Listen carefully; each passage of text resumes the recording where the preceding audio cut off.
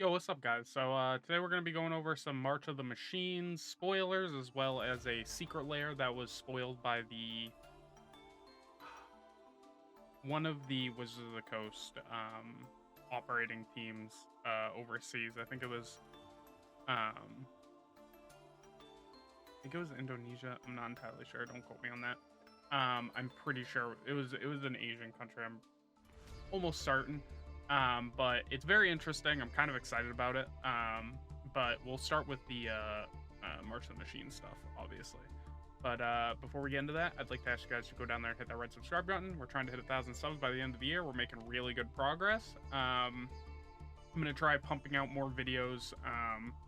I've had a few weeks where I've kind of missed a day, or just like didn't have anything to upload.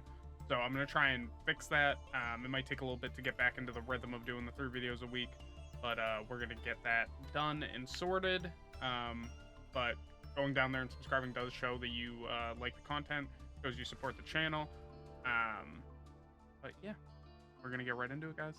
So let's do it.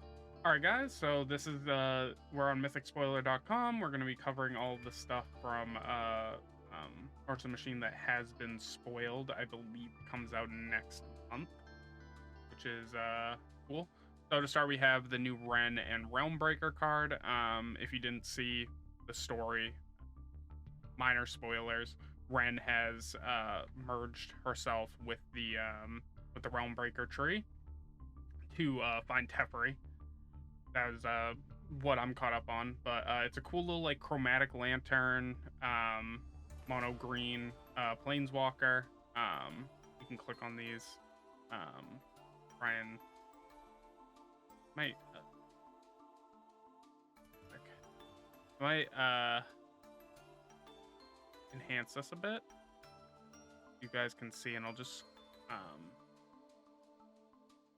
can't really do that, can I? Do this. Should be easier to read a bit for you guys. I can't really scroll the screen side to side on this or on this page, but this is as big as the images can get with showing everything. Then we have the new Elspeth. Elspeth is now finally an angel. People have been speculating that was going to happen when the art from Phyrexian V1 went live. Even when Dominaria United happened, people were kind of speculating what was going to happen with Elspeth. Very cool. She is very good. A lot of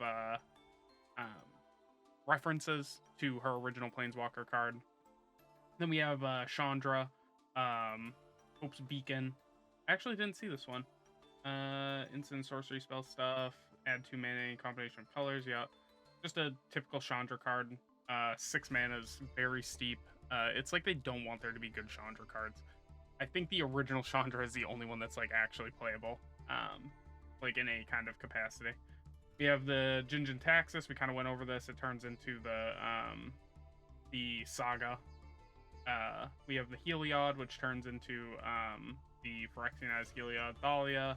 And the Gitrog monster. Then we have Fairy Mastermind. We have Breach the Multiverse, Drana and Limvala, Yargle and Multani. If you need to read these cards, I'll pause right here for a second, let you guys have a chance to pause the video to read. And now we're going to scroll. Then we have the Galta and Mavern, which I'm very excited about. Omnath, finally 5 colors. Moment of Truth, which is when Elspeth becomes the Angel Planeswalker. This is like the final moment. And then we have the lands. Some tapped lands. Kind of typical stuff. We have Kenrith's Royal Funeral. The Kenriths are dead. Spoiler alert. We kind of covered a lot of this in the original video. And the plane chase stuff. That's not what the video is about. We're going to get into the secret layers. I just wanted to cover some of the newer stuff that's been coming out with the stories, because this card, I think the Chandra one is new as well. And then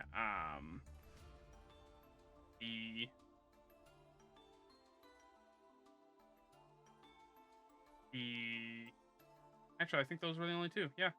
I thought that Kenrith one, but I think I covered that in the last spoiler thing for March of the Machine. But we're going to get right into the new secret layer. All right, guys. So this is the start of the new secret lair. As you can see, it is based off the D&D movie that is coming out, Dungeons and Dragons: Thieves of something or other.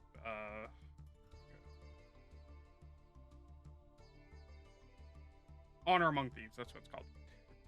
So these are going to be worlds or universes beyond um, versions. They'll have their in universe versions, of course, but because of the movie, they're doing the likenesses of the characters. So as you can see, this is Chris Pine. He is Edgin Larcenous Lutenist, yeah.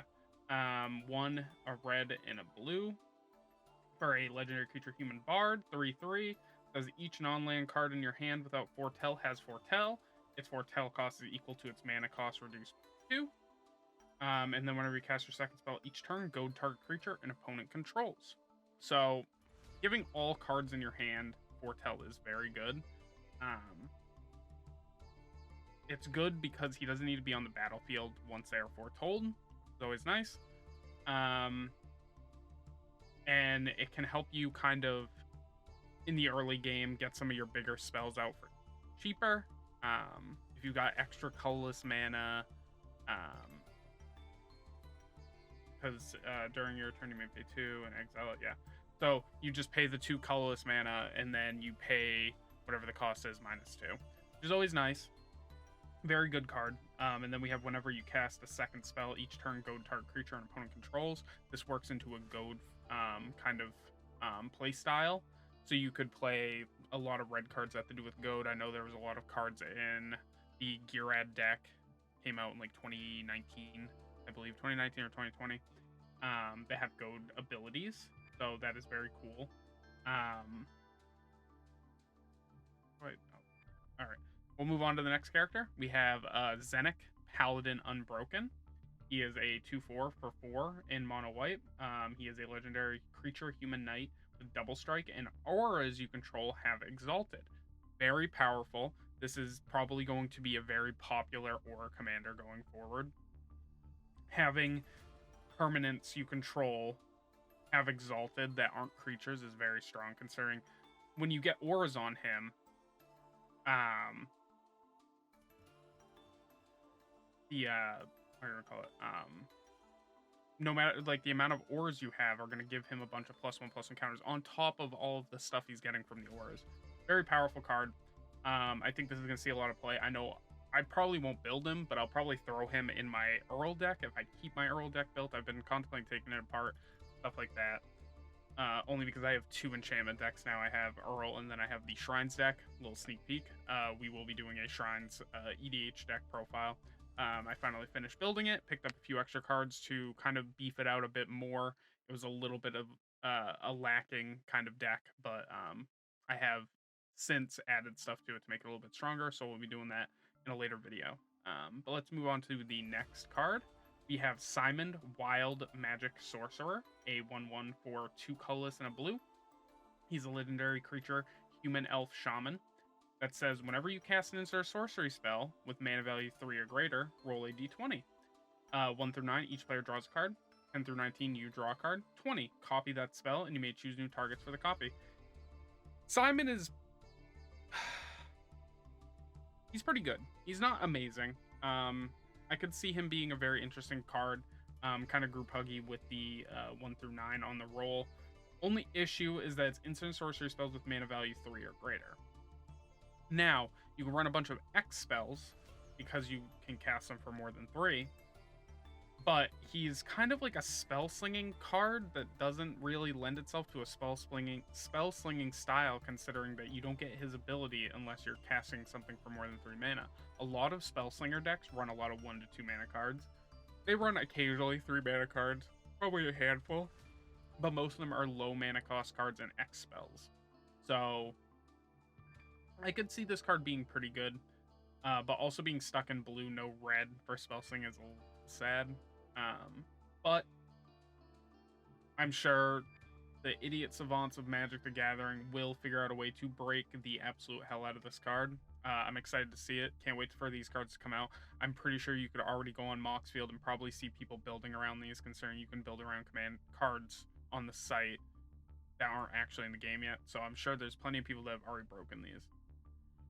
Next, we have Forge, Neverwinter Charlatan, a 2/4 for 4. 3 colorless and a black. He is a legendary creature human rogue. As Menace, Ward, sack a creature. That sounds familiar. Forge, Neverwinter Charlatan gets +2/+0 for each treasure you control, so he's a treasure commander. And then whenever one or more players sacks one or more creatures, you create a tap treasure token. This ability triggers only once each turn. That once each turn thing is kind of pissing me off a bit. I've been seeing that more and more lately on cards that are meant to be commanders for Magic. I get it. If it wasn't once each turn, this card would be absolutely disgusting strong. But I think the solution to not making broken cards isn't to limit the card's ability to use its triggers, but to actually like not give them busted ass abilities. Like, you could easily make this whenever one or more players sacks one or more creatures, you can create a tap treasure token. Only happens the first time, but give him an additional thing. Like you could easily make this less strong by changing it from tap treasure token to like a power stone, whatever called the power stone token things, and change this to he gets +2/+0 for each power stone. Power stones can only be used to cast artifacts and triggered abilities. So you could easily like mitigate a player's ability, because like that it also enters tapped. So you're not getting any additional benefit from the treasure to begin with. So I don't understand why it needs to be once per turn. The sacrifice a creature ward thing is really good, by the way. I think it was on a Mishra card, the commander, right? The newest one for the commander decks. I believe so. He's really good. I see people building a lot of. You'll probably see Forge being like a new like popular mono black commander. At least among people who don't mind the Universes Beyond stuff. I don't mind it. I like the Universes Beyond stuff. I think there's nothing bad about Magic the Gathering taking in other IPs. It's how you grow your franchise. I would be a little disappointed if they stopped putting out stories for their main characters and just focused on that, which is what a lot of companies would probably end up doing. But I don't see a problem with adding Universes Beyond stuff occasionally. I know people were a little annoyed by the fact that these are their actual faces, the actors, when Magic the Gathering does have a D&D in-world universe thing that they could have done instead, but it's a movie tie-in, so I understand. Then we have Holga, Relentless Rager, a 4/6 for 6 mana, 4 colorless, 2 red. She is a legendary creature human barbarian, has haste, says must be blocked if able, and whenever she attacks, each creature you control attacking a player gets +1/+0 until the end turn for each creature that player controls. So, she alone can buff herself, probably exponentially. Throw some auras on this bitch. Oh god, she's gonna be a very good Voltron commander.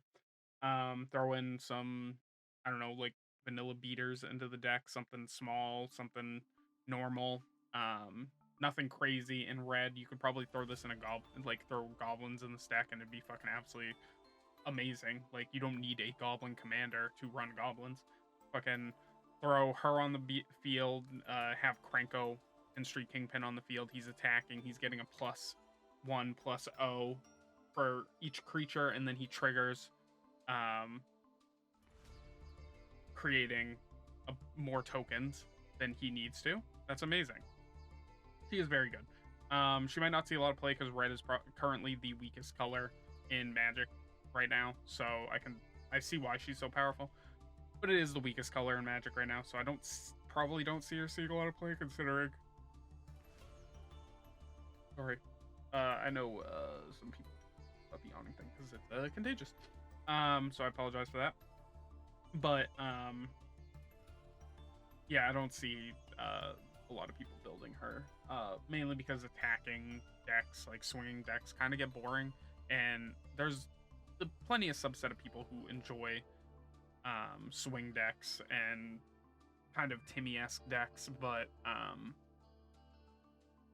I know a lot of people, at least in my play group and people that I follow and people that I talk to, are more interested in more technical decks. So, and then we have the final one. We have Doric, Nature's Warden, a 3/3 for 4, 3 colorless and a green legendary creature, Tiefling Druid. Has vigilance and says whenever she enters the battlefield, search your library for a forest card, put it on the battlefield, tap, then shuffle. So she's got built-in ramp. Whenever she attacks, you may pay a colorless and a green if you do transform her, and she turns into Doric Owlbear Avenger, which is a legendary creature bird bear with vigilance and trample. Says whenever this creature transforms into Doric Owlbear Avenger, other legendary creatures you control get +2 and gain trample until the end of turn. At the beginning of your upkeep, transform Doric back. So, kind of cool. She's kind of like a buff for like a big green deck swinging. Again, I don't see her being very built. I think she's more so going to be in the 99 of decks, most likely, just because she's a ramp spell on a stick that also buffs. It's almost similar to what's the green god from Amonkhet? The mono green one. I think I have it over here actually.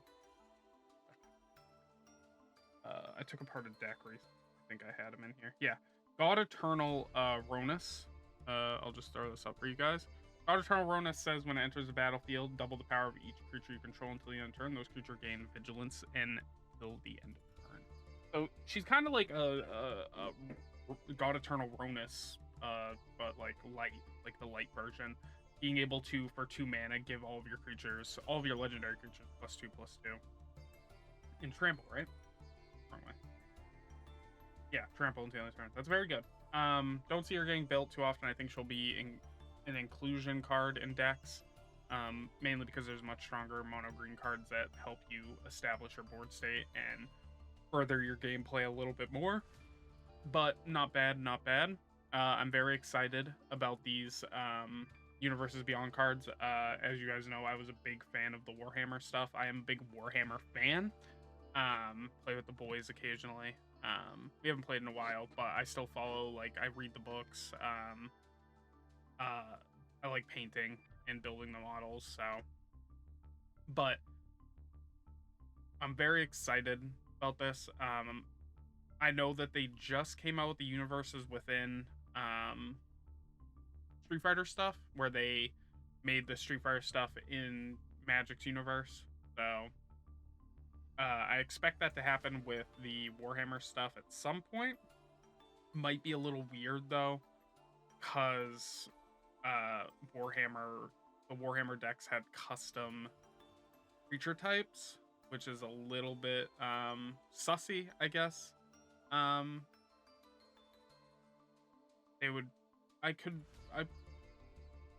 Unless they change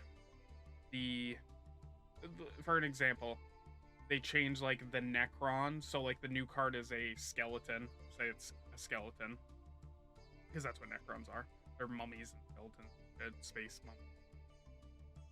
The only way they would be able to do that would be to retroactively change it so when Necrons enter the battlefield, they are not Necrons. So like if you were using like creature specific spells like Herald's Horn and stuff to make them cost less, you wouldn't be able to name Necrons. You'd have to name skeletons. That's the only way I could see that working.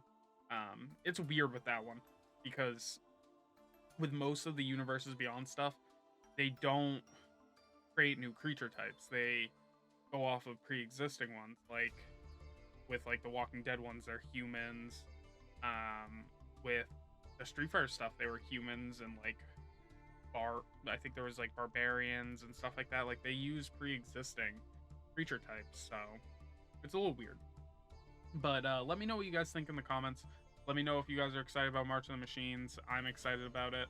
I'm probably not buying any packs or anything like that. I'll probably just pick up singles. I want a copy of the Galta and Maverin. I've been looking for a mono green deck to build for a while, so that'll probably be it. Or no, that's mono green white, right? Yes, because vampire, right? Maverin, Galta, from green white. Yes, they're green white. I've been looking for a deck to build that's kind of just simple swing hit type thing. I have a couple, but I want to like build something fun. That I'm not like try harding, and that's one of them. I think that one could be fun to build and not really feel like I'm try harding. Um, but yeah, let me know what you guys think about it. Let me know if you're excited about the secret lair stuff. We don't know when it's coming out. It's literally just a leak that happened that could be true, could not be.